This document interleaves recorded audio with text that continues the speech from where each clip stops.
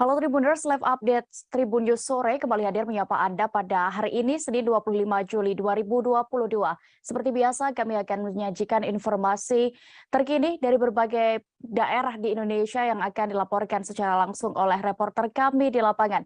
Bersama saya Diamita kurang lebih 1,5 jam ke depan, inilah live update selengkapnya. Kita menuju kabar pertama Tribuners dari Provinsi Banten. Aparat Satreskrim Polres Cilegon mengungkap sindikat pemalsuan isi air minum galon merek Aqua di Kelurahan Panggung Rawi. Dalam penggerebekan, 5 orang berhasil diamankan, namun satu lainnya masih buron. Saat ini kami sudah terhubung dengan reporter Tribun Banten, ada rekan Sopian. Silakan dengan laporan Anda terkait kasus ini. Baik, terima kasih rekan Dela. Izin melaporkan dari Cilegon. Aparat Satreskrim Polres Cilegon telah mengungkap kasus pemalsuan air mineral dengan modus pelaku mengganti tutup galon biasa diganti dengan tutup yang bermerek. Air dalam galon tersebut ternyata bersumber dari depot air. Adapun tersangka berjumlah 5 orang, diantaranya MB, TH, SF, YR, dan SM. Sementara satu pelaku lain sedang dalam pencarian dan pengembangan penyidik. Kapolres Cilegon AKBP Eko Cahyo Untoro mengungkapkan kronologisnya saat unit Reskrim Polres Cilegon sedang melakukan patroli melihat salah satu agen gudang air galon mineral yang mencurigakan, sehingga anggota polisi masuk dan melakukan pemeriksaan. Dan salah satu agen dan sehingga anggota polisi masuk melakukan pemeriksaan melihat pelaku MB, SF, dan TH sedang mengganti tutup galon biasa diganti dengan tutup galon yang bermerek. Sementara isi dari air galon tersebut bersumber dari depot air. Setelah dilakukan pemeriksaan terhadap pelaku, tutup galon yang bermerek yang dimiliki pelaku diduga suplai dari salah seorang yang berinisial SS, yang mana SS tersebut sedang dalam penyidikan dan pengembangan. Kemudian para pelaku dalam satu hari bisa memproduksi 100 galon dan dalam satu bulan memproduksi kurang lebih 2.500 galon dengan isi dari depot air. Kemudian para pelaku menjual 16.000 per galon yang didistribusikan kepada agen-agen yang berada di Kota Cilegon dan Serang sebagiannya. Keuntungan yang mereka raup dalam satu bulan diperkirakan 28.200.000. Demikian rekan Dela. Baik, terima kasih rekan Sopian untuk laporan Anda. Selamat kembali bertugas. Kita beralih ke kabar berikutnya. Purnawirawan Letkol TNI Angkatan Darat bernama Budiono ditemukan meninggal dunia di Dusun Karangsari, Desa Putra Pinggan, Kalipujang, Pangandaran. Jenazah ditemukan oleh satu keluarga dan satu tetangganya lagi dalam kondisi tergeletak meninggal dunia di dalam ruangan rumahnya. Saat ini kami sudah terhubung dengan rekan partner dari Tribun Jabar. Silakan dengan informasi Anda. Ya, saya melaporkan langsung ya kejadian pada kemarin malam ya, sekitar pukul 17:45 ya, atau sebelum waktu maghrib. Kejadian ditemukannya sesosok mayat tergeletak ya, yang merupakan seorang purnawirawan berpangkat Letkol ya, yang disebut atau dinamakan dia atas nama Budiono.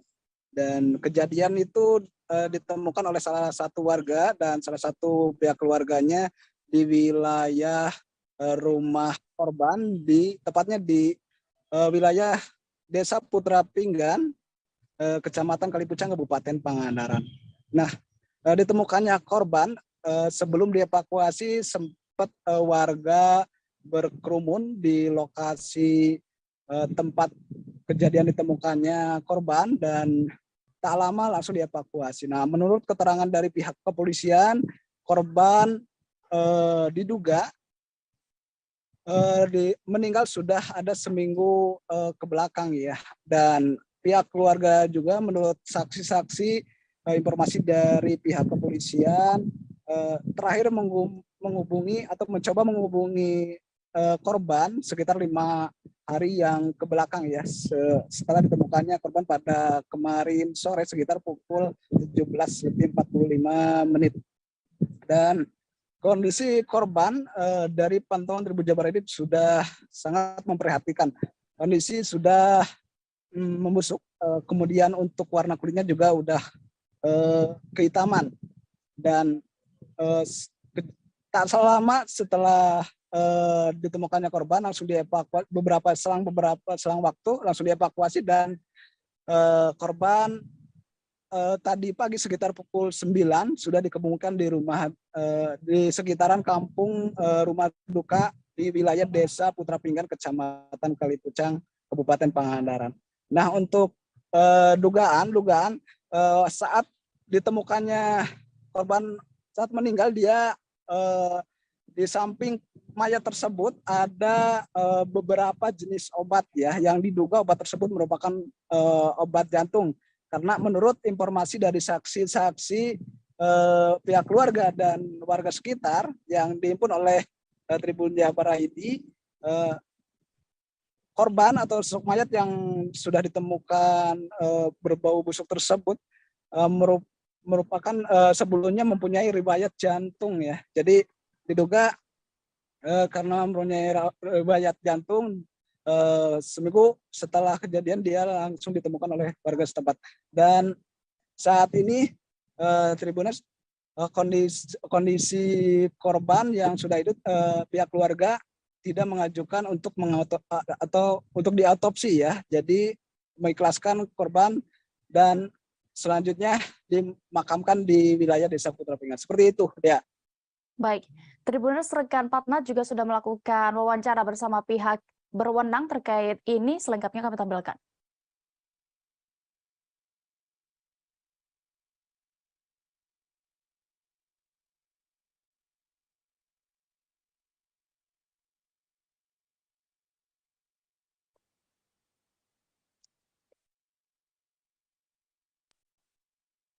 Duluan saya Nera.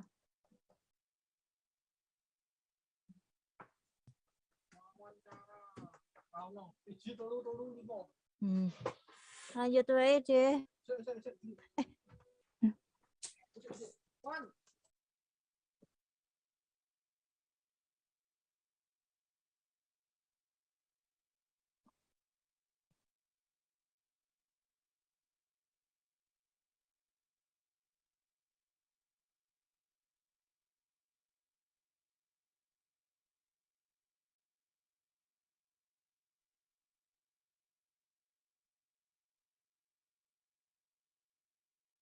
Kedua.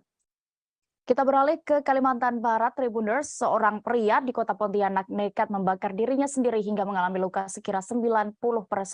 Setelah menjalani beberapa jam perawatan di rumah sakit, pria itu kini dikabarkan meninggal dunia. Untuk laporan lengkapnya, kami sudah terhubung dengan rekan Ferianto, reporter dari Tribun Pontianak. Silakan.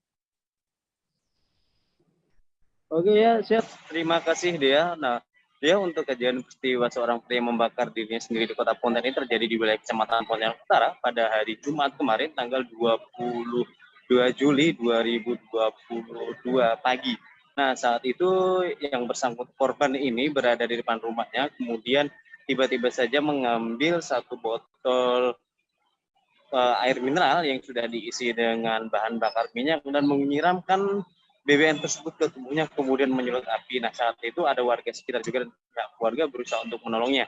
Kemudian pada pagi hari itu korban langsung dilarikan ke rumah sakit Yarsi untuk ditindaklanjuti untuk diberikan pertolongan medis. Dan dari hasil keterangan itu, dari pihak rumah sakit menyampaikan kepada kepolisian bahwa luka bakar yang diderita korban berinisial B ini mencapai 90%. Nah, dari hasil keterangan penyelidikan petugas kepolisian sendiri, motif utama dari warga tersebut nekat membakar dirinya dikarenakan yang bersangkutan ini hendak rujuk bersama mantan istrinya, namun sampai pada pagi hari tersebut mantan istri dari korban tidak menyetujui atau belum memberikan persetujuan untuk kembali rujuk bersama yang bersangkutan, sehingga diduga korban ini frustasi kemudian nekat melakukan aksi bunuh diri tersebut ya. Dan tidak lama setelah dirawat di rumah sakit, selang beberapa jam sekira pukul 14 di hari yang sama, korban dinyatakan meninggal dunia. Dan saat ini korban sendiri sudah dimakamkan di pemakaman milik keluarga yang berada di wilayah Kecamatan Kota Pontianak. Demikian ya. Baik, Tribuners, rekan Ferianto juga sudah melakukan wawancara bersama pihak terkait kejadian ini. Selengkapnya kami tampilkan. Terkait kronologi seorang pria membakar dirinya sendiri di Pontianak Utara, seperti apa sih Pak? Ya, jadi dapat kami sampaikan, ini ada informasi dari masyarakat bahwa ada warga dengan inisial BW yang bersangkutan di mana mencoba melakukan percobaan bunuh diri dengan cara menyiram bensin dan terkait kronologi seorang pria membakar dirinya sendiri di Pontianak Utara, seperti apa sih Pak? Ya, jadi dapat kami sampaikan, ini ada informasi dari masyarakat bahwa ada warga dengan inisial BW yang bersangkutan di mana mencoba melakukan percobaan bunuh diri dengan cara menyiram bensin dan membakar diri. Jadi seperti itu. Untuk kejadian sendiri pada pukul 7 pagi.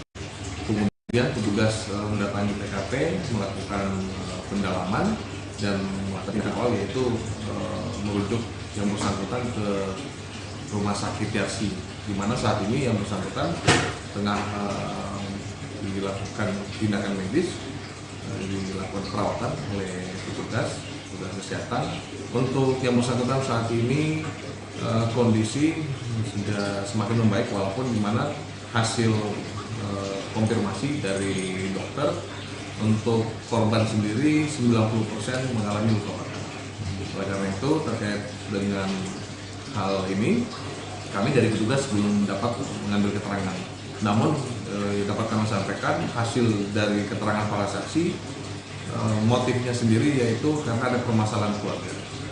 Jadi di mana yang bersangkutan dengan istri mencoba melakukan rujuk kembali, namun memang dari istri belum dapat merujuk kembali pada bersangkutan, sehingga yang bersangkutan melakukan upaya percobaan bunuh diri.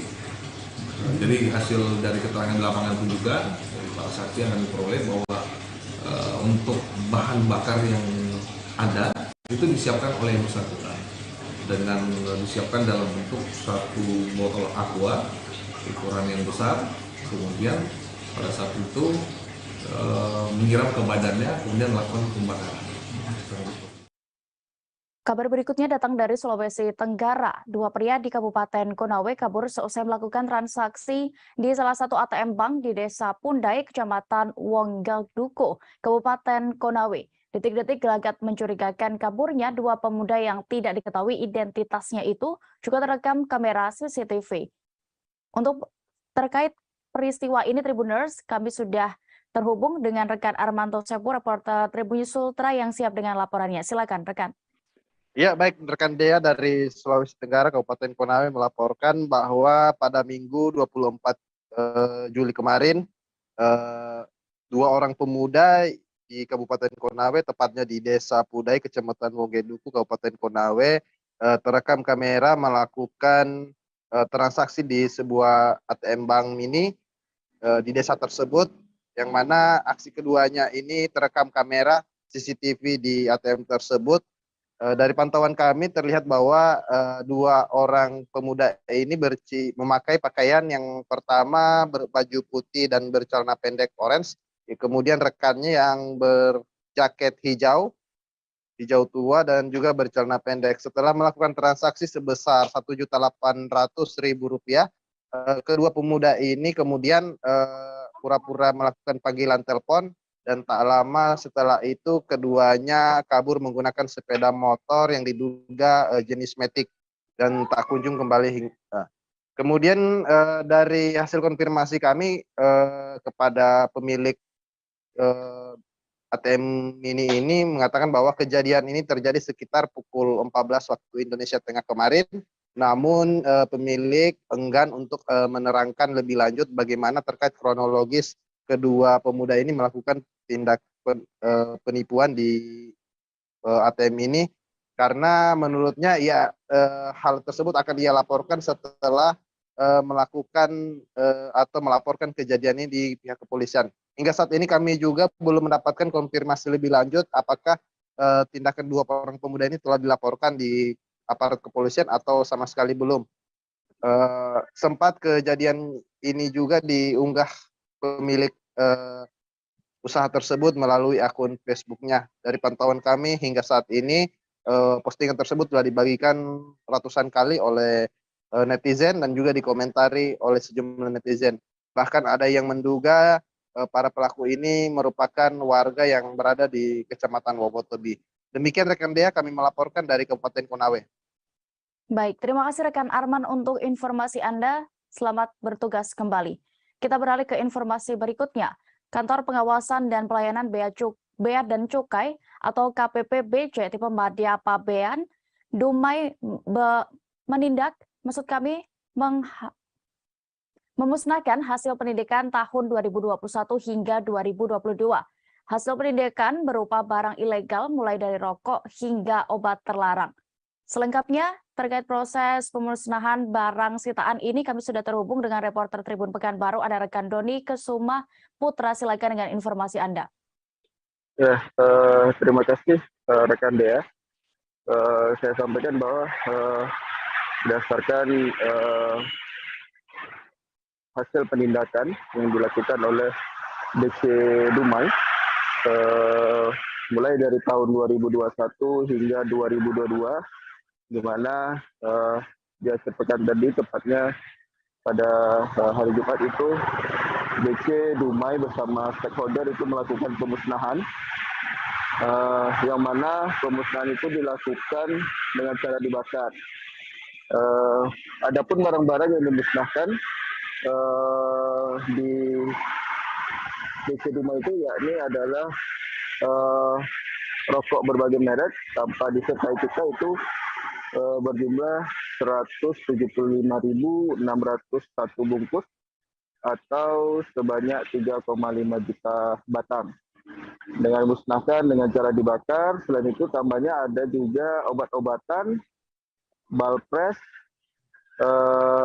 tali, sepatu juga ada sebanyak 300 poli, tas sebanyak 107 pieces, jok mobil, susu, serta 16 karton rempah-rempah.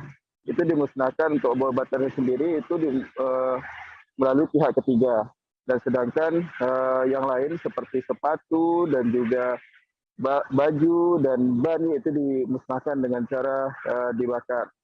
Untuk nilai barang yang dimusnahkan pada saat itu jumlahnya ada sekitar 3,5 miliar. Dengan potensi negara atau barang penindakan yang dimusnahkan ini, jika beredar bebas di kalangan masyarakat itu ada sebesar 2,4 miliar. Semua itu total dari 120 kali penindakan dimulai pada 2021 hingga 2022. Seperti itu rekan Dea. Baik, Tribuners, untuk selengkapnya lagi kami juga sudah mendapatkan keterangan dari PLT Kepala BC Dumai Bambang Sukoco. Berikut liputannya. Barang-barang terhadap barang-barang yang statusnya sudah menjadi barang milik negara.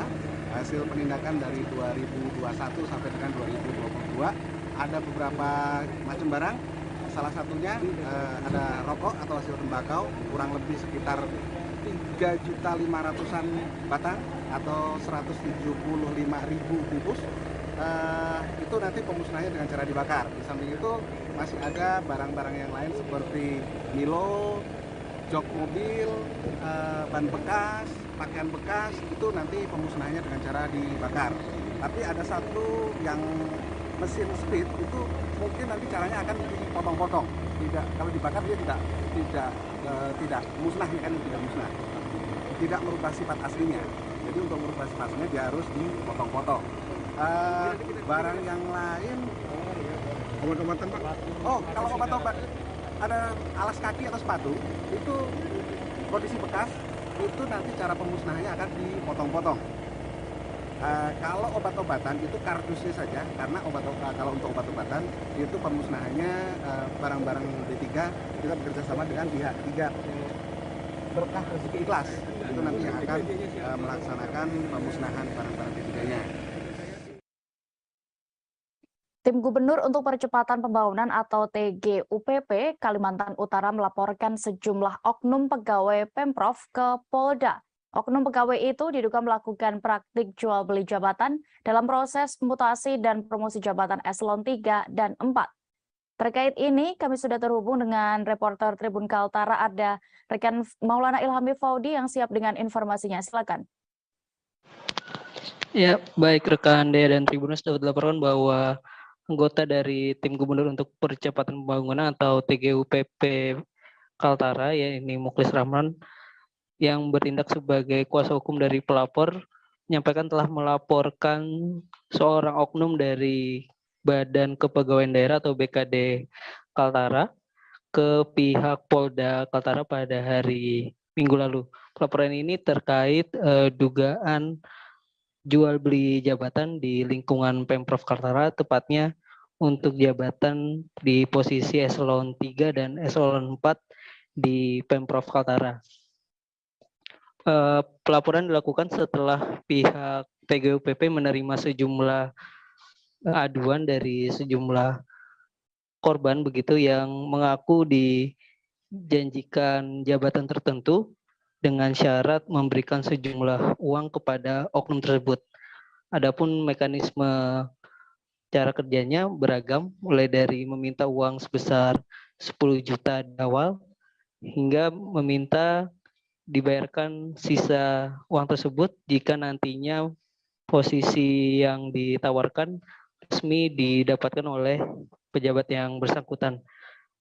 Saat ini pihak Polda Kaltara juga masih mendalami laporan yang dilayangkan oleh pihak TGUPP Kaltara, dan pihak Pemprov Kaltara sendiri saat ini tengah menindaklanjuti laporan yang disampaikan oleh TGUPP Kaltara. Dan untuk jumlah korban atau yang melaporkan ke TGUPP cukup banyak, bahkan anggota TGUPP bidang pencegahan korupsi ini Mukhlis Rahman menyampaikan setidaknya ada sekitar 50 laporan yang masuk ke dirinya terkait dijanjikannya sejumlah jabatan pada posisi eselon 3 dan eselon 4 dengan dimintakan sejumlah uang. Sampai saat ini proses laporan masih tengah ditindaklanjuti oleh pihak Polda Kaltara, dan kami dari Tribun Kaltara juga masih meminta keterangan dari pihak Pemprov Kaltara, khususnya dari Gubernur Kaltara, yang memang namanya dicatut oleh oknum tersebut yang mengaku dekat dengan gubernur sehingga dapat menjanjikan posisi tertentu di lingkungan Pemprov Kaltara. Demikian rekan dia laporan untuk saat ini. Baik, terima kasih rekan Faudi, selamat kembali bertugas. Kita bergeser ke Kalimantan Timur, beredar video diduga ledakan di kawasan Kaltim Industri Estate pada Sabtu 23 Juli 2022 lalu. Kejadian ini pun sempat mengagetkan sejumlah warga yang tinggal tak jauh dari wilayah perusahaan ini. Selengkapnya terkait kronologi peristiwa dan juga bagaimana sebenarnya fakta di lapangan, Tribuners, rekan Ismail Usman, reporter dari Tribun Kaltim, akan melaporkan selengkapnya. Silakan. Ya, baik. Terima kasih rekan Dea. Dapat saya informasikan bahwa memang pada Sabtu 23 Juli lalu, pada siang hari, tersebar video amatir yang disebar oleh salah satu karyawan di grup WhatsApp dan media sosial. Dalam video tersebut terjadi ledakan di pabrik wilayah Kaltim 5, Pupuk Kaltim, dan dalam video tersebut juga menyebarkan kepulan asap yang diduga berbahaya. Saat dikonfirmasi SPV Sekretaris Perusahaan Pupuk Kaltim, Teguh Ismartono pun membenarkan peristiwa tersebut. Kejadian itu terjadi di pabrik Kaltim 5 sekira pukul 11 siang kemarin maksud saya. Teguh menuturkan kejadian itu dikarenakan adanya shutdown atau malfungsi dari salah satu instrumen saat melakukan restart, sehingga mengakibatkan terjadi overfiring. Tetapi kejadian itu langsung ditangani cepat oleh tim yang berada di central control room. Dalam kejadian tersebut, PKT pun memastikan tidak ada korban jiwa sama sekali. Sementara ini pihak PKT masih menelusuri kejadian akibat overfiring tersebut. Namun diyakini PKT jika selama ini pihaknya telah tetap akan mengedepankan prosedur keselamatan dan kesehatan kerja.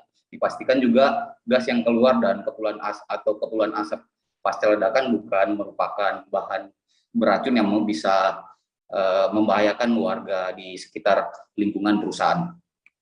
Usai ledakan, pabrik 5 pun PKT pun juga menyatakan tidak akan mempengaruhi tingkat produksi pupuk subsidi ke sejumlah wilayah distribusi. Saat dikonfirmasi SPV Komunikasi Korporat PKT, Tommy Johan Agusta mengaku pabrik Kaltim 5 yang saat ini berhenti sementara kini sudah terpantau kondusif. Dijelaskan Tommy, produksi pupuk urea per Juli ini tercatat sebanyak 1.873 ton, sementara ketersediaan stok pupuk urea subsidi mencapai 77.829 ton dan siap disalurkan ke wilayah distribusi yang menjadi tanggung jawab pupuk Kalimantan Timur. Selain itu, terdapat pula stok produksi pupuk non-subsidi sekira 305.048 ton. Stok ini juga bisa menjadi cadangan penyaluran untuk pupuk subsidi ketika penyaluran dinilai dianggap kurang. Tommy juga menjelaskan produksi pupuk ini melampaui target sebesar 310% dari target yang ditetapkan. Saat ditanya mengenai kerugian pasca ledakan, Tommy mengaku belum bisa memberikan keterangan karena saat ini pihak manajemen pupuk Kaltim masih melakukan investigasi mendalam di lokasi kejadian, namun dipastikan semua kerusakan alat pabrik akan langsung diperbaiki. Kemudian sebelum dioperasikan kembali pabrik Kaltim 5 ini, nantinya segala proses pengaktifan pabrik akan melalui prosedur yang sesuai standar ketentuan pupuk Kaltim. Baik, terima kasih Anda. Baik, terima kasih rekan Ismail Usman melaporkan dari Kalimantan Timur. Selamat bertugas kembali. Kita beralih ke Jawa Barat, Tribuners. Nama remaja asal Cilebut, Bogor, Bonge, ikut populer setelah ia berhasil mempopulerkan Citayam Fashion Week di Duku Atas, Jakarta Pusat. Bahkan istri dari Baim Wong, yakni Paula Verhoeven pun dibuat penasaran hingga sampai sempat menelusuri kediaman Bonge. Terkait bagaimana sebenarnya dan juga di mana Bonge tinggal, kami sudah terhubung dengan rekan Amar, reporter dari Tribun Bogor. Silakan dengan informasi Anda. Baik, terima kasih rekan Dea. Ya, untuk Tribuners ya memang diketahui bahwa nama Bonge atau pemilik nama asli dari Eka Satria Saputra ini saat ini sedang ramai diperbincangkan setelah konten-konten nyelenehnya ya yang di kawasan SCBD Sudirman, Jakarta Pusat. Nah, nama Bonge ini katanya diambil dari asal-usul dia yaitu dari bocah Bojonggede, namun pada faktanya dia rumahnya itu berada di kawasan Desa Cilebut Barat, Kecamatan Sukaraja, Kabupaten Bogor. Ya, tapi memang benar dia dilahirkan dan besar di wilayah Bojonggede, yaitu di rumah kakek dan neneknya. Nah, dari pantauan kami ke rumah atau ke kediaman dari Bonge ini, rumahnya itu berada di dalam gang yang cukup sempit ya, hanya cukup untuk satu motor, dan juga rumahnya ini berada di belakang dari rumah neneknya atau dari keluarga dari ayah sambungnya begitu. Nah, dari pantauan kami rumahnya itu nampak sederhana dengan cat yang tembok yang belum dicat ya. Dan ada sedikit halaman kecil di depan bagian rumahnya dan juga dekat dengan kandang kambing ternak milik warga. Nah, dari di bagian dalam rumah dari Bonge ini, pada bagian ruang tamu itu hanya pelataran saja, tidak terlihat adanya kursi atau sofa di ruang tamu. Nah, sedangkan untuk kamar Bonge sendiri ini menariknya adalah berwarna pink. Sangat berbanding kebalik atau kontras dengan yang kita lihat sifat Bonge di konten-kontennya. Nah, dulu Bonge itu adalah pengamen ya di sekitaran Bojonggede, namun kini nasibnya berubah setelah konten-kontennya itu viral hingga dia malang melintang di media sosial maupun di pertelevisian di tanah air. Nah, dari keterangan keluarganya, yaitu dari ibunya, Bonge ini sebenarnya adalah orang yang pendiam. Ibunya pun sempat kaget ketika melihat sosok Bonge yang saat ini viral itu menurutnya sangat berbanding kebalik dengan kelakuannya atau sifatnya ketika berada di rumah, walaupun memang ketika sedang masih mengamen itu Bonge jarang sekali pulang ke rumah. Nah, terus ibunya juga menuturkan bahwa hasil dari viralnya anaknya ini itu sangat membantu perekonomian keluarganya. Seperti salah satunya itu bisa membelikan kendaraan roda 2 untuk ibunya dan untuk Bonge sendiri, yaitu 2 kendaraan roda 2. Kemudian bisa membelikan handphone dan juga bisa memberikan uang saku kepada sang ibunya setiap kali pulang dari konten. Sedangkan untuk mobil Velfire sendiri yang sempat ramai diperbincangkan dengan berplat B800 NGE atau Bonge, itu faktanya adalah mobil untuk keperluan properti pembuatan video klip. Hal tersebut diungkapkan oleh ibunda dari Bonge sendiri atau dari Eka Satria Saputra. Begitu rekan dia yang dapat kami sampaikan dari Kabupaten Bogor. Baik, terima kasih rekan Amar. Selamat bertugas kembali. Kita beralih ke informasi berikutnya. Persebaya Surabaya akan menghadapi Persikabo 1973 pada laga perdana Liga 1 2022-2023. Laga ini akan digelar di Stadion Pakansari Cibinong, Kabupaten Bogor pada hari ini Senin 25 Juli 2022. Pelatih Persebaya Aji Santoso pun optimis bisa memetik 3 angka dalam pertandingan ini. Lantas bagaimana persiapan dari tim ini? Kami sudah terhubung dengan rekan Hieronimus Rama, reporter Warta Kota, yang akan melaporkan selengkapnya. Silakan, rekan. Ya, selamat sore rekan Dea dan Tribuners. Nah, saat ini saya berada di sekitar Stadion Pakansari, tempat digelarnya laga antara Persikabo 1973 melawan Persebaya yang sedianya akan digelar pada pukul 20.30 waktu Indonesia Barat di Stadion Pakansari ini di Cibinong. Nah, pantauan dari kami saat ini supporter masih sepi. Belum ada supporter yang datang ke Stadion Pakansari, tapi ada banyak calo tiket yang saat ini berada di sekitaran Stadion Pakansari untuk menawarkan tiket dengan harga 100.000 untuk tribun dan 150.000 untuk VIP. Sementara harga resminya dari panitia 75 untuk tribun dan 125.000 untuk VIP. Nah, menjelang laga ini kami sempat mengikuti press conference yang digelar oleh Persebaya dan juga Persikabo 1973. Nah, kedua pelatih yaitu pelatih Persikabo 1973 Jajang Nurjaman dan pelatih Persebaya Aji Santoso sama-sama yakin bisa memetik 3 angka dalam pertandingan ini. Begitupun dengan para pemain sudah menyatakan diri siap bertarung untuk meraih kemenangan. Nah, demikian laporan kami dari kawasan Stadion Pakansari Cibinong, Kabupaten Bogor, rekan Dea. Baik, Tribuners rekan Rama juga sudah mendapatkan keterangan dari pelatih Persebaya dan juga pelatih Persikabo 1973. Berikut liputannya.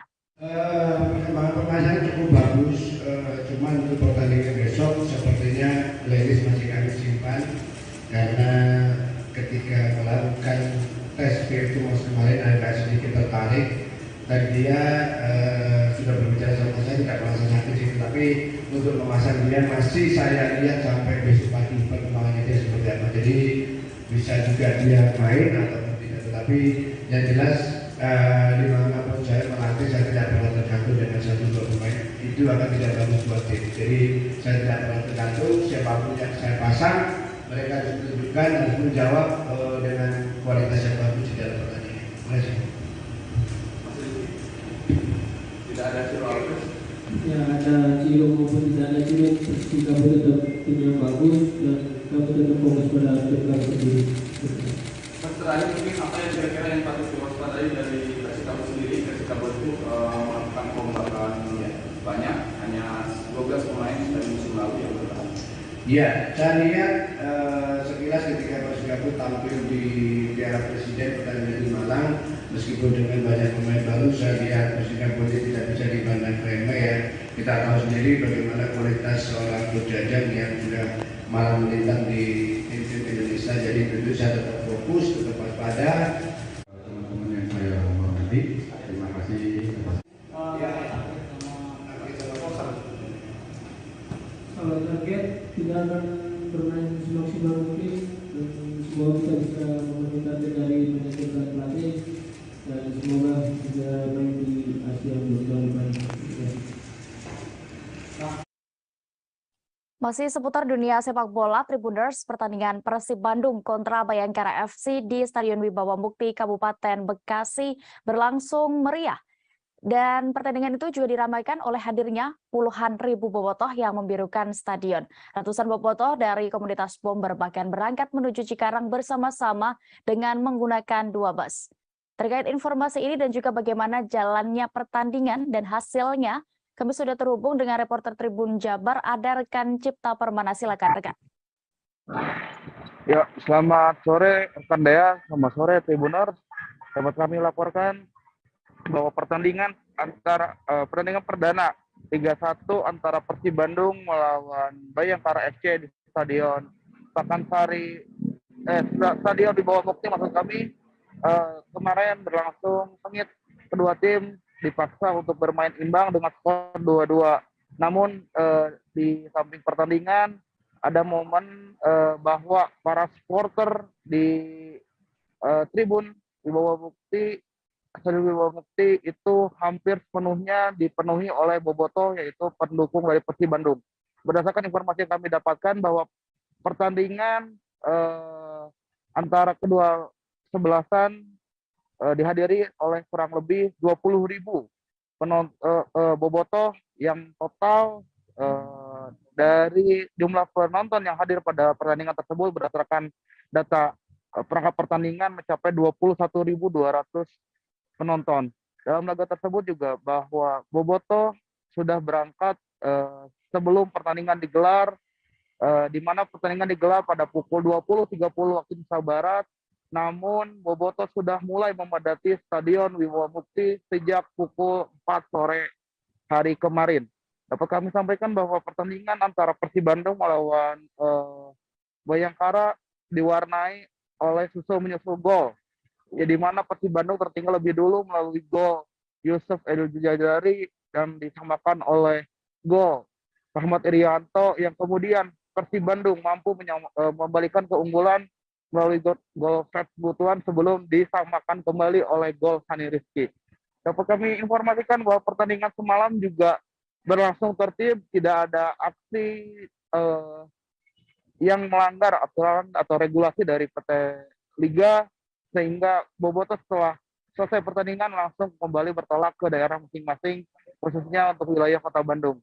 Sebelum pertandingan juga dua supporter atau komunitas bobotoh yaitu Bomber dan Viking menggelar tour away atau tour laga tandang ke Stadion Wibawa Mukti, di mana untuk dari komunitas Bomber yang kami wawancarai itu Ketua Umum dari Bomber Asep Abdul mengatakan bahwa animo bobotoh untuk datang ke Stadion Pakansari sangat besar untuk menyaksikan laga perdana Persib Bandung di Liga 1. Selain itu juga bahwa pertandingan antara Bayangkara dan Persib Bandung merupakan ajang adu gengsi antara dua tim peringkat papan atas yang musim lalu berdampingan di peringkat kedua dan peringkat ketiga dari akhir klasmen Liga 1. Selain itu juga dapat kami laporkan bahwa pertandingan berikutnya Persib Bandung akan melaksanakan laga kandang di Stadion Gelora Bandung Lautan Api dengan melawan Madura United yang saat ini berada di puncak klasmen. Demikian yang kami dapat laporkan. Terima kasih. Baik, terima kasih rekan Cipta Permana untuk informasi Anda dari Jawa Barat. Selamat kembali bertugas. Kita beralih ke informasi berikutnya. Zebra cross yang berada di kawasan Dukuh Atas, Jakarta Pusat tetap digunakan sebagai catwalk Citayam Fashion Week atau CFW. Padahal Wakil Gubernur DKI Jakarta Ahmad Riza Patria sebelumnya sudah memberikan teguran namun tidak digubris. Selengkapnya terkait ini dan juga kondisi di sana, Tribuners, kami sudah terhubung dengan rekan Dionysius Arya Bimasuci, reporter Tribun Jakarta yang akan melaporkan. Silakan. Ya, Dea dan Tribuners, jadi kawasan Dukuh Atas Jakarta Pusat mendadak berubah menjadi lautan manusia pada akhir pekan kemarin. Meski sudah diimbau Wakil Gubernur DKI Jakarta Ahmad Riza Patria untuk tak menggunakan trotoar sebagai catwalk ala Citayam Fashion Week, namun hal ini tidak dilakukan oleh masyarakat, tetap dilakukan oleh masyarakat. Hal ini pun sempat mengganggu pengendara yang hendak melintas di Jalan Tanjung Karang yang mengarah ke stasiun kereta Bandara BNI City. Saking macetnya kawasan itu, antrean kendaraan mengular hingga ruas jalan. Semakin malam, kondisi padat. Untuk mengurai kemacetan, polisi sempat menutup akses jalan dari Jenderal Sudirman yang hendak menuju Jalan Tanjung Karang. Fenomena Citayam Fashion Week pun sempat terhenti sesaat saat hujan melanda kawasan itu sekitar pukul 7:30 malam pada Minggu kemarin. Masyarakat yang tadinya memadati trotoar yang ada di kawasan Dukuh Atas mendadak membubarkan diri. Mereka berlarian menuju terowongan Kendal atau masuk ke stasiun MRT Dukuh Atas untuk berteduh. Namun hujan hanya berlangsung sesaat. Selang 15 menit kemudian hujan reda dan kawasan Dukuh Atas kembali dipadati oleh masyarakat. Jalan Tanjung Karang yang sempat dibuka lagi saat hujan mendadak kembali macet. Antrean panjang kendaraan pun kembali mengular imbas banyaknya masyarakat yang berlenggak-lenggok di atas trotoar jalan itu. Petugas dari kepolisian hingga Satpol PP yang diterjunkan ke lapangan kesulitan dalam mengatur banyaknya warga di kawasan itu. Meski demikian, kegiatan ini berlangsung hingga pukul 10 malam sesuai dengan imbauan dari Pemprov DKI. Sekitar pukul 9:45 petugas Satpol PP mulai membubarkan kerumunan. Sirene dari mobil petugas kepolisian dan Satpol PP pun dibunyikan kencang-kencang untuk membubarkan warga. Tanpa berlama-lama, warga kemudian dengan tertib meninggalkan kawasan Dukuh Atas tersebut. Demikian Dea dan Tribuners. Baik, terima kasih rekan Dion untuk laporan Anda dari Jakarta. Selamat bertugas kembali. Kita beralih ke kabar berikutnya. Pertandingan sepak bola dalam rangka HUT Bayangkara ke-76 baru saja selesai dilaksanakan di Kabupaten Sangihe, Sulawesi Utara. Pertandingan diikuti oleh 17 tim putra dan 14 tim putri berlangsung ramai disaksikan oleh ratusan penonton di gedung olahraga Manente. Terkait bagaimana penyelenggaraannya kemarin, kami sudah terhubung dengan rekan LT Manamuri, reporter dari Tribun Manado. Silakan dengan informasi Anda.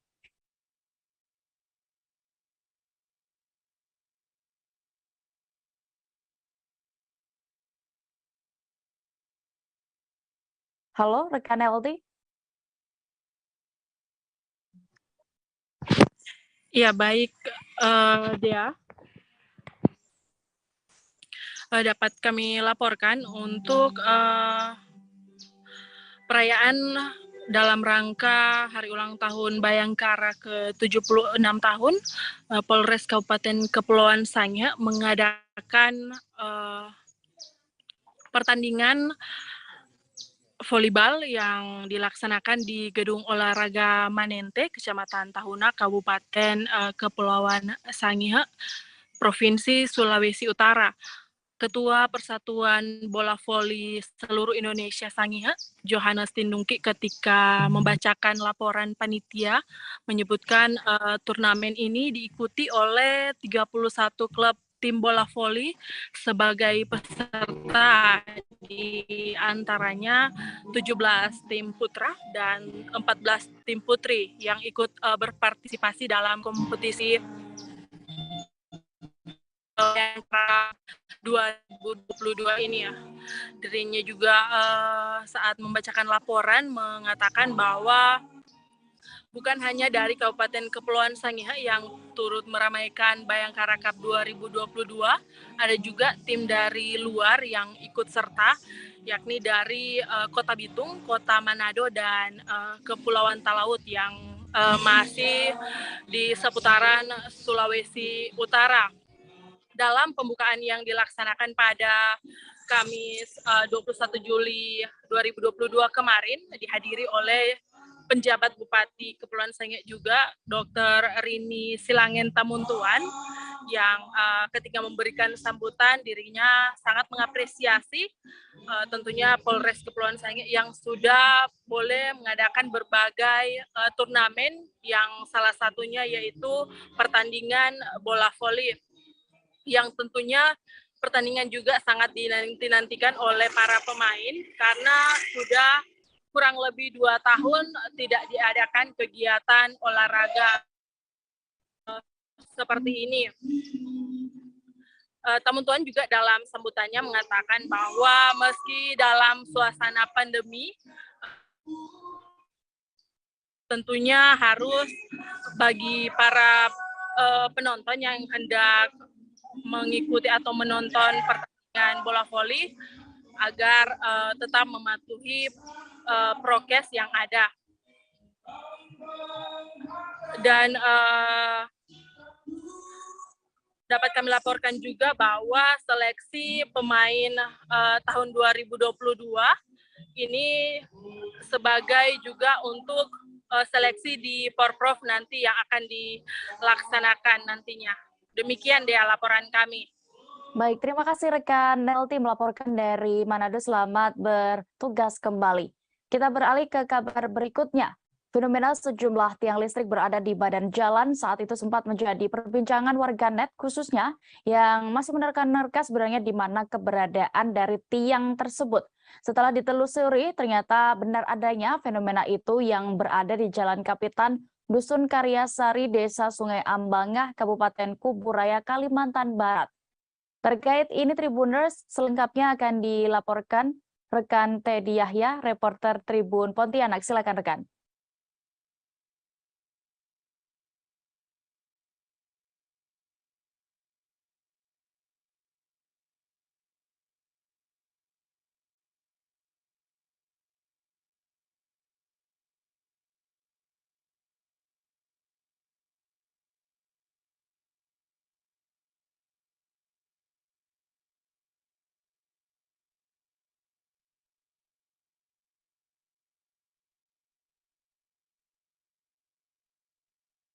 Ya, baik.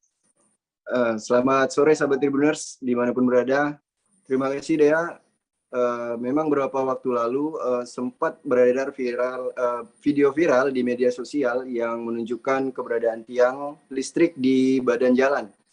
Dan di dalam video juga sempat menjadi perbincangan warganet, bahwasannya menimbulkan beberapa pertanyaan terhadap keberadaan tiang tersebut. Apakah memang benar keberadaan tiang tersebut berada di Kalimantan Barat atau di tempat lain ya, sahabat Tribuners. Dan karena keberadaan itu kami melakukan menuju ke lokasi untuk mencari informasi lebih lanjut. Dan setelah kami telusuri ternyata benar adanya keberadaan tiang listrik tersebut beralamat di Jalan Kapitan, Dusun Karyasari, Desa Sungai Ambangah, Kabupaten Kuburaya, Kalimantan Barat. Nah, ternyata jalan yang ada ini dengan jalan yang disebut sebagai Jalan Kapitan ini juga menjadi jalan penghubung di antara Desa Tembang Kacang dan Pasar Kumpai, sahabat Tribuners.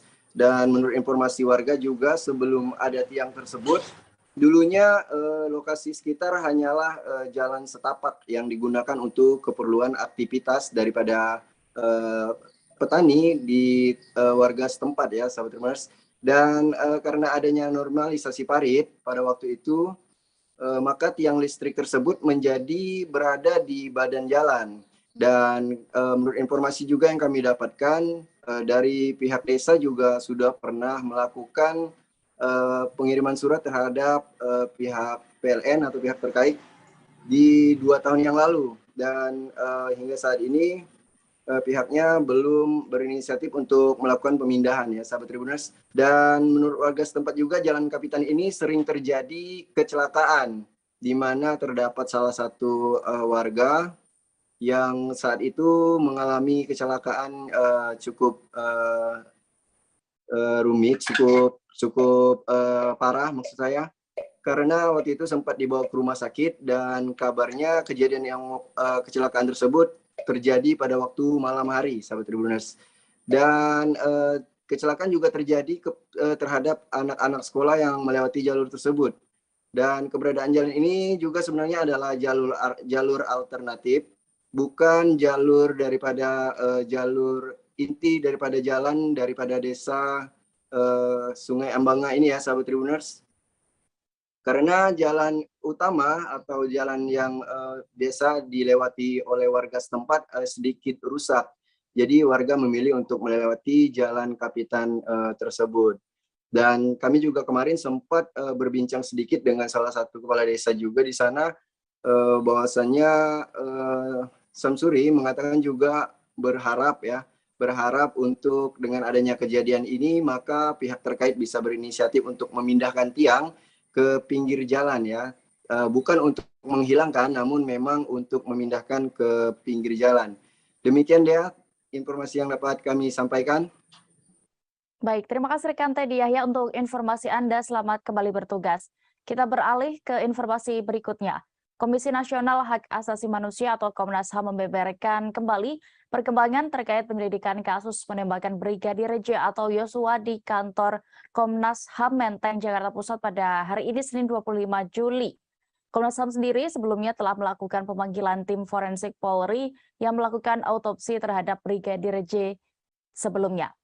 Dan Tribuners, selengkapnya akan dilaporkan oleh rekan Nova Lanten, reporter Tribun News. Silakan rekan. Ya, baik Dea dan juga Tribuners, saat ini saya masih berada di kantor Komnas HAM di Bilangan Menteng, Jakarta Pusat. Dan baru saja tadi digelar konferensi pers terkait pertemuan atau kedatangan dari tim forensik Polri ke kantor Komnas HAM. Sebagai informasi, sejumlah pejabat Polri siang tadi sekira pukul 12.40 hadir, ya ini adalah Inspektur Pengawasan Umum Polri atau Irwasum, Polri Komjen Agung Budi Marioto, dan Kadif Humas Polri Irjen Dedi Prasetyo. Kemudian juga hadir pula Kepala Pusat Kedokteran dan Kesehatan atau Kapusdokes Polri Irjen Asep Hendra Diana pada sekira pukul 12.23 tadi. Nah, pada konferensi pers sore tadi, Komisioner Bidang Pemantauan dan Penyelidikan Komnas HAM, M. Khairul Anam mengatakan tim forensik Polri sudah memberikan keterangan kepada Komnas HAM secara rinci dan terbuka terkait kasus penembakan Brigadir J tersebut. Nah, antara keterangan itu yang diberikan antara lain berkaitan dengan keterangan waktu kematian yang lebih spesifik dan juga bekas luka yang akhirnya didapatkan oleh Komnas HAM. Namun dia dan juga Tribuners, Komnas HAM tidak perinci perihal hal tersebut, sebab Ana mengatakan bahwa tugas Komnas HAM adalah membuat terang peristiwa dan mengumpulkan fakta atau keterangan secara komprehensif berdasarkan fakta. Selain itu, sejumlah catatan pun terkonfirmasi, yakni seperti diketahui bahwa sebelumnya Komnas HAM sudah melakukan diskusi dengan sejumlah ahli forensik independen terkait luka di tubuh Brigadir J ini yang tewas di rumah dinas Polri, Kadif Propam Polri Aktif Irjen Pol Verdi Sambo. Pada diskusi yang berlangsung Kamis 21 Juli lalu, Anam mengatakan bahwa diskusi tersebut diantaranya meliputi karakter luka dan waktu terjadinya luka. Nah, bahan-bahan yang digunakan oleh Komnas HAM dalam diskusi tersebut dengan ahli itu ialah foto yang juga didapatkan Komnas HAM dari pihak keluarga Brigadir J. Demikian Dea dan juga Tribuners.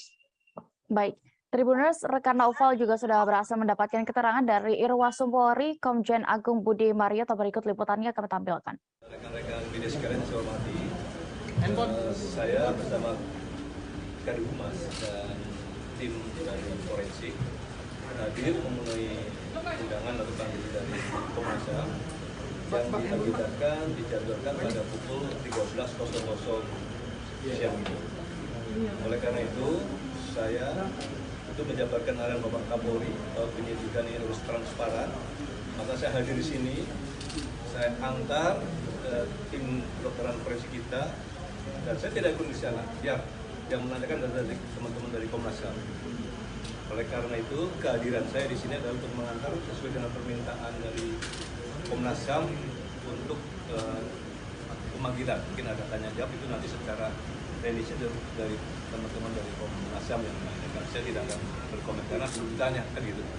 Saya kira itu kehadiran saya. Ada pertanyaan? Berapa orang Pak yang akan hadir Pak? Berapa orang Pak? Timnya lengkap ya, tentu yang melaksanakan otopsi dan timnya itu sudah sering pada saat ada hal seperti ini pasti Komnas HAM akan memanggil, maka tim akan menyampaikan juga sesuai dengan kompetensinya. Kalau saya tidak mungkin, ya saya kira itu. Pak, akan dijelaskan mengenai luka-luka yang ada di tubuh? Itu nanti yang bertanya dari Komnas HAM. Tim akan menjawab apa sesuai dengan pertanyaan dari Komnas HAM sesuai dengan kompetensinya dan secara objektif. Berapa orang Pak yang akan hadir dari tim forensik? Ya, tentunya dipimpin oleh Kapus Dokes ya, dengan timnya yang melaksanakan otopsi dan seterusnya. Saya kira itu. Jadi karena bahasa lukanya itu menentukan kapan waktu meninggal, kami punya informasi yang rigid akibat tadi itu. Terus kami punya informasi yang lain soal karakter dasar kronologi ini, nyambung dengan ini kalau kita sesuaikan, kami punya waktu yang semakin rigid kapan Brigadir J ini meninggal dan di mana kemungkinan besar meninggal. Itu yang diumumkannya habis maghrib Pak. Kita ke Kalimantan Timur, Tribuners, gemerlap lampu panggung dan warna-warni jembatan Kutai Kartanegara memeriahkan penutupan Tenggarong International Folk and Art Festival 2022. Berlangsung selama 4 hari, penutupan TIFAF 2022 dilaksanakan di halaman kantor Bupati Kukar pada Minggu 24 Juli 2022 malam kemarin. Terkait bagaimana kemeriahan dari acara ini, kami sudah terhubung dengan rekan Miftah Aulia Anggraini, reporter Tribun Kaltim. Silakan rekan. Ya, terima kasih Dea. Memang kemarin TIFAF atau Tenggarong International Folk and Art Festival 2022 resmi ditutup di halaman kantor Bupati Kutai Kartanegara oleh Menteri Pariwisata dan Kementerian Kreatif Sandiaga Uno. Dan memang kemarin juga ada penutupan diwarnai dengan gemerlap lampu panggung dan adanya lampu-lampu jembatan Kutai Kartanegara yang ikut memeriahkan penutupan TIFAF 2022. Dan saat malam penutupan TIFAF, kemarin juga berbagai perwakilan kesenian tampil di hadapan sejumlah tamu undangan kehormatan. Di antaranya ada Menteri Pariwisata dan Ekonomi Kreatif Menparekraf Sandiaga Salahuddin Uno, kemudian ada juga Sultan Kutai Kartanegara Ing Martadipura, dan Bupati Kutai Kartanegara Edi Damansyah.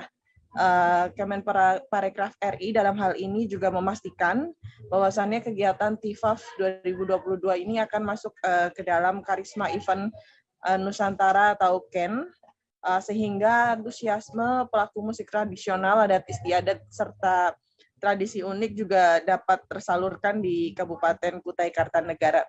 Hal ini juga tentunya membuat TIFAF 2022 menjadi momentum dalam mengembangkan dan melestarikan seni budaya di tanah air.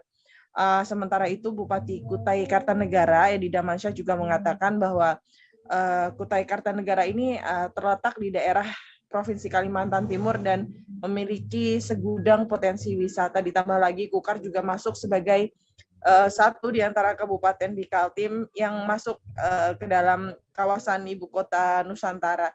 Dan dalam hal ini Pemkab Kukar juga sudah menyiapkan program Kukar Kaya Festival Dan program ini telah tertuang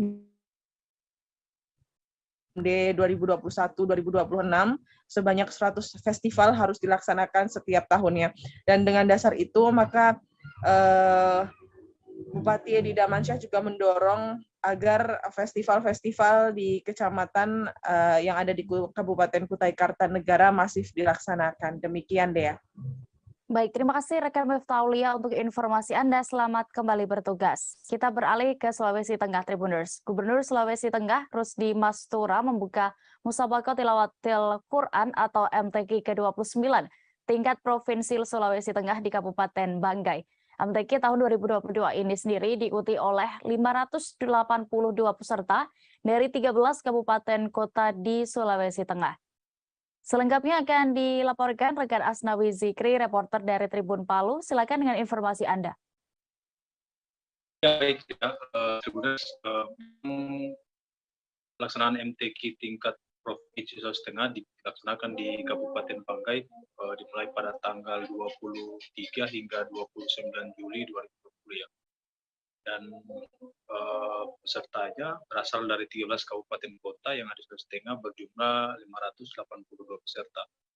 Nah, dari 582 peserta ini mereka akan mengikuti berbagai macam lomba MTQ yang berjumlah 23 cabang lomba ya yang akan ikuti, dan kemudian akan dilaksanakan di berbagai arena, dan arena utamanya yang sebagai tempat pelaksanaan pembukaan MTQ yang dibuka oleh Gubernur Sulawesi Tengah Rusdi Mastura itu di kawasan perkantoran Bukit Halim ya.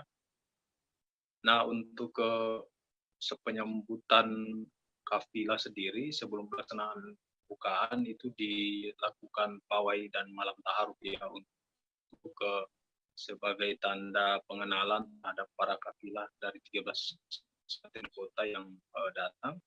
Dan Gubernur Sulawesi Tengah Rusdi Mastura sendiri berharap bahwa pelaksanaan MTQ tahun 2022 di Kabupaten Banggai ini bisa kemudian melahirkan generasi-generasi Qurani untuk kemajuan bangsa dan negara ya.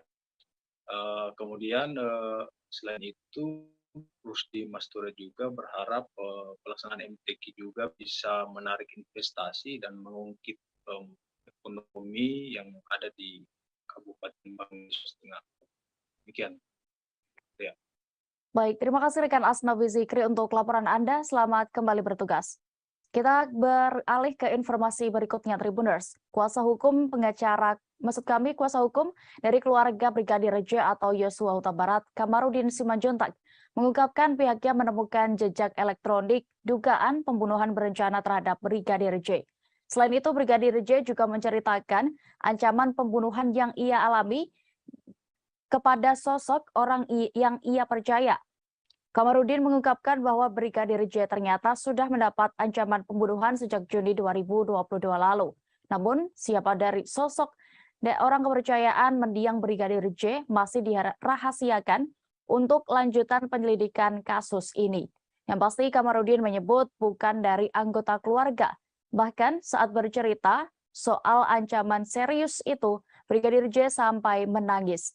Kendati demikian, pihak kuasa hukum juga masih belum mau mengungkap siapa pihak yang disebut melakukan pengancaman. Menurut Kamarudin, Brigadir J juga masih mendapatkan ancaman yang terakhir saat berada di Magelang, di mana saat itu Brigadir J sedang mengawasi atasannya pada Kamis 7 Juli 2022. Kamarudin sedikit membeberkan isi ancaman itu, yakni apabila Brigadir J naik ke atas, maka ia akan dihabisi atau dibunuh. Tapi soal makna dari naik ke atas yang dimaksud, dia juga belum mengetahuinya. Dengan bukti tersebut, pihaknya pun menilai sangat perlu diusut ada apa di Magelang, sehingga saat di sana Brigadir Yosua sangat ketakutan. Di sisi lain, polisi menyebut saat ini sudah mengumpulkan rekaman CCTV sepanjang jalur dari Magelang hingga Jakarta untuk diperiksa.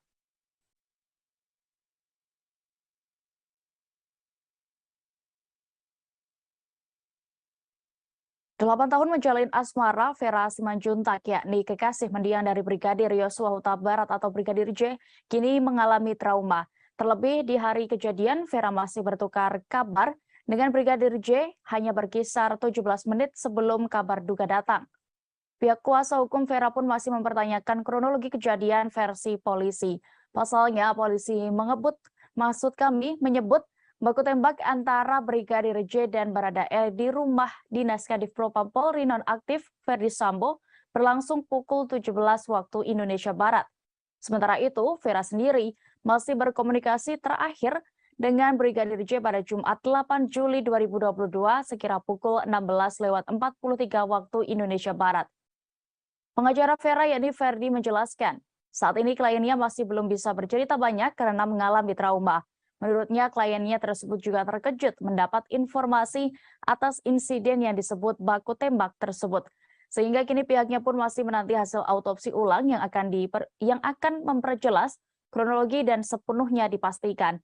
Dalam autopsi ulang sendiri, jenazah Brigadir J, keluarga mengerahkan sebanyak 7 orang petugas yang dipilih sendiri. Dokter forensik dari Rumah Sakit Pusat Angkatan Darat juga akan terlibat autopsi ulang jasad Brigadir J.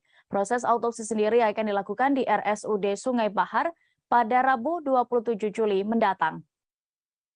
Tribuners, berikut kami tampilkan wawancara bersama Vera Simanjuntak, yakni kekasih dari Brigadir J dan juga kuasa hukumnya Ferdi selengkapnya. Mengenai itu belum bisa kita pastikan, Bang, karena ini kan masih dari satu pihak. Artinya kami juga nggak bisa bicara terlalu jauh mengenai apa itu mungkin komunikasi pengancaman atau segala macam. Belum bisa kita pastikan. Artinya ini cuma komunikasi yang memang terbangun sebelum kejadian. Ya sebatas memberitahu di mana posisinya, lagi apa, kan begitu. Nah, jadi mengenai itu mungkin belum bisa kita pastikan, Bang. Sekali lagi saya sampaikan biar beritanya tidak bias mengenai adanya berita si Mbak Veranya dikomunikasikan sama Brigadir J tentang ada macam, itu belum bisa dipastikan karena ini masih dalam pendalaman. Karena posisinya waktu diperiksa sama penyidik ini masih traumatis. Artinya belum semua yang memang bisa dibicarakan gitu. Makanya ini dipanggil berkali-kali supaya Mbak Veranya juga lebih tenang, lebih soft, ya kan. Mungkin nanti ada pemeriksaan lanjutan, nanti kita akan kabari. Sekarang bagaimana kondisi Mbak Vera? Kondisi Mbak Vera seperti apa? Baik, Mbak. Baik ya. Untuk autopsi ulang besok datang, Mbak? Kalau Mbak Veranya mungkin belum bisa dipastikan datang apa tidak, yang pastinya sesuai jadwal yang sudah ditentukan, yang diberitakan oleh di media oleh Kadif Humas. Nanti kita cek, karena hari Selasa mungkin beliau ada di Jambi, tapi pastinya saya belum dapat jawab pastinya loh. Itu cuma pemberitaan yang diberikan sama Kadif Humas Mabes Polri. Artinya Rabu itu adalah jadwal yang belum bisa kita pastikan definitif. Ya, kita pantau sama-sama. Bang, ini pemeriksaan yang ketiga hari ini, Bang? Ya, tetap muka. Tetap muka ya, Mbak ya. Katanya mau menikah Mbak Vera sama Brigadir J. Iya, rencananya. Kapan itu, Mbak? 7 bulan lagi. 7 bulan lagi. Apa sih yang membuat Mbak tertarik sama Bang J? Sama dia Penyayang. Terus dia baik. Selama ini ada nggak ya kekerasan atau apa yang terhadap yang Mbak rasakan? Nggak ada ya? Sifat kerasnya atau bagaimana? Tertutup nggak orangnya? Kalau sama Mbak? Nggak tertutup ya? Berarti selalu menceritakan apapun yang terjadi gitu? Menceritakan yang terjadi? Iya, selama dia dinas di sana di Jakarta. Sering cerita nggak? Curhat-curhat atau bagaimana? Enggak ya? Selama 2 tahun pernah diajak Abang ke sana kan? Pernah. Ya, berapa kali kan? Pernah, tapi saya nggak kesana. Oh, nggak kesana. Ada pernah ajakan cuma nggak mau yang. Kenapa nggak mau, Mbak? Karena saya juga punya pekerjaan. Oh, kerja. Kak, itu kan almarhum ceritanya ke Mbak itu sebagai ajudan kah atau sebagai sopir Kak selama berkenalan selama 8 tahun Kak? Ajudan dari Kadif Propam. Iya. Oke. Mbak, ini saat ini kan ada trauma mendalam. Apakah ini mengganggu keseharian Kakak selama ada peristiwa ini? Apa yang kemudian dilakukan untuk kembali bisa pulih beraktivitas, Kak? Apa saja dilakukan, Kak? Udah ya? Oke. Kuasa hukum keluarga Brigadir Yosua Huta Barat atau Brigadir J. Kamarudin Simanjuntak terancam dipolisikan oleh Basuki Cahayapurnama alias Ahok. Hal ini buntut dari Kamarudin yang malah menyebut nama Ahok saat berbicara terkait kasus yang tengah ia tangani. Ultimatum dilontarkan lewat kuasa hukum Ahok yakni Ramzi yang akan memperkarakan pernyataan Kamarudin tersebut. Menurut Ramzi, ucapan Kamarudin yang menyinggung soal masalah keluarga Ahok tidak pada tempatnya. Saat itu Kamarudin mengandaikan Ahok pada apa yang terjadi di Irjen Verdi Sambo. Dalam hal itu, soal Ahok menuduh mantan istrinya yakni Veronica berselingkuh. Kamarudin menyebut mencium aroma perselingkuhan di mana almarhum Brigadir J paling tahu persis adanya dan hingga nyawanya pun harus dihabisi. Terkait itu, Ramzi menyarankan Kamarudin untuk fokus menangani perkara kematian Brigadir J yang masih berjalan. Ia menilai Kamarudin tak perlu membuat pernyataan atau analisa lain yang dapat menggiring opini publik, bahkan membuat pernyataannya bisa berujung mencemarkan nama Ahok. Ramzi meminta Kamarudin segera meminta maaf kepada kliennya dan meralat pernyataannya dalam waktu 2 kali 24 jam. Jika tidak, kata Ramzi, pihaknya akan menempuh jalur hukum terkait pernyataan Kamarudin.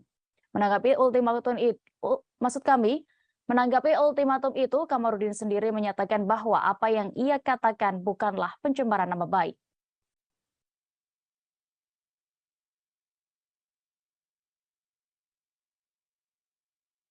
Jenazah Brigadir J rencananya akan dilakukan autopsi ulang pada Rabu 27 Juli 2022 mendatang.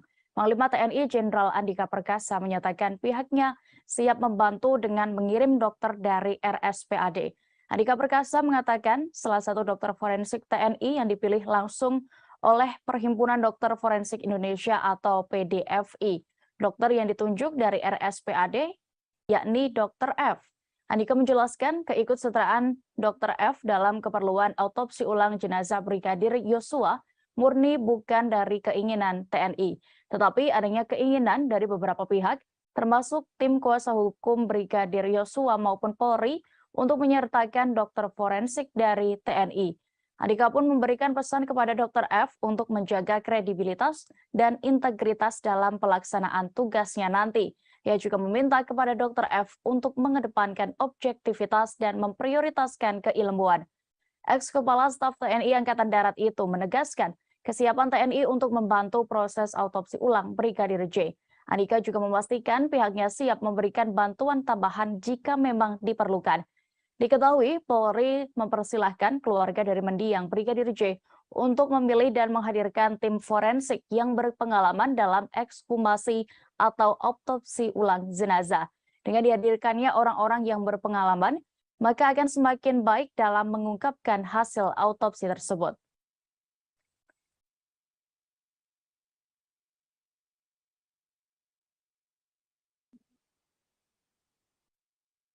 Kita beralih ke Jawa Tengah, Tribuners. Kasus penembakan istri anggota TNI di Semarang ternyata didalangi oleh suami korban sendiri. Bahkan ternyata sang suami sudah berulang kali melakukan percobaan pembunuhan dengan menggunakan racun hingga santet. Kapolda Jawa Tengah Irjen Ahmad Lutfi mengatakan anggota TNI suami korban bernama Kopda Muslimin. Ia telah memerintahkan eksekutor untuk meracuni, mencuri hingga menyantet sang istri 1 bulan sebelum penembakan. Tim gabungan dari Polda Jateng dan Kodam 4 Diponegoro telah menangkap 5 tersangka yang berperan sebagai eksekutor. Mereka adalah Sugiono dan Ponco Adi Nugroho yang bertindak sebagai eksekutor. Kemudian Supriyono dan terakhir Agus Santoso sebagai pengawas serta Dwi Sulistiono sebagai penyedia senjata api. Ahmad Lutfi mengungkapkan Kopda Muslimin sudah menyiapkan senjata sejak merencanakan pembunuhan sang istri. Suami korban juga sampai menggelar rapat pematangan strategi bersama tim eksekutor dan pengawas. Diduga penembakan atau upaya pembunuhan dilakukan karena Kopda Muslimin memiliki wanita idaman lain. Motif itu juga didapat setelah memeriksa 8 saksi, termasuk wanita berinisial W yang merupakan pacar dari Kopda Muslimin. Setelah kejadian penembakan tersebut, Kopda Muslimin mengajak serta wanita berinisial W tersebut untuk melarikan diri, namun yang bersangkutan menolak. Hingga saat ini, Kopda Muslimin masih menjadi buronan dan diminta untuk segera menyerahkan diri. Terkait kasus ini, kami sudah mendapatkan keterangan dari Kapolda Jawa Tengah, Irjen Ahmad Lutfi, berikut liputannya. Oleh karena itu, saya himbau pada suami korban, yaitu suami korban yang diduga ini masih dalam pencarian kita untuk segera menyerahkan diri sebelum kita tim melakukan tindakan tegas kepada yang bersangkutan. Barangkali mencuri, jadi pura-pura mencuri yang jelas targetnya istrinya itu mati. Kemudian yang ketiga, dia menggunakan santet, tapi belum kita cross check kepada pelaku suami karena suaminya masih dalam pencarian. Tetapi perencanaan. Informasi tadi sekaligus menutup perjumpaan kita dalam live update sore ini Tribuners, dan lantaran masih pandemi COVID-19 yang belum usai, kami kembali mengingatkan untuk Anda tetap mematuhi protokol kesehatan dan juga melakukan vaksinasi jika belum. Jangan lupa juga tetap update kabar teraktual lainnya di kanal YouTube Tribun News. Saya Ria Mita beserta kru yang bertugas pamit. Terima kasih dan sampai jumpa.